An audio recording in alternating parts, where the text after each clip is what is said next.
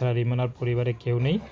রিমার বাবা নেই, বাবা চলে গেছে, বাবার আর কোনো খোঁজ নেই, কারণ বাবা পাগল ছিল। তো তার বাবা কোথায় গেছে, হারিয়ে গেছে, অনেক খোঁজাখুঁজির পর আর পায়নি।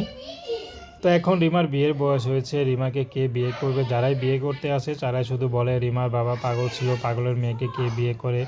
তো রিমার খুব কষ্ট হয়, তারপরে কষ্ট নিয়ে রিমা বেঁচে আছে, তারপরও আশা ছাড়েনি। হয়তো একদিন ভালো মানুষ অবশ্যই পাবে, যে তাকে সারা জীবন ভালোবাসবে, আগলে রাখবে, এমন মানুষ হয়তো আছে। হয়তো তার দেখা পায়নি, ইউটিউবে এসে হয়তো তার দেখা পেতেও পারে। তার মা পরের বাসায় কাজ করে, পরের বাসায় কাজ করে যা ইনকাম করে তা দিয়ে সংসার চলে। রিমা টুকটাক পড়াশোনা করেছে, তেমন একটা পড়াশোনা করতে পারেনি। তো রিমার ছোট ভাই মাদ্রাসায় পড়ে, তো এত খরচ তার মা দিতে পারে না। তো মাঝে মধ্যে রিমাও টুকটাক কাজ করে, তার মার পাশাপাশি সহযোগিতা করে, কিন্তু অল্প বয়সী মেয়ে, রিমাও চায় না যে পরের বাসায় কাজ করে, ওকে তো খারাপও লাগে রিমার।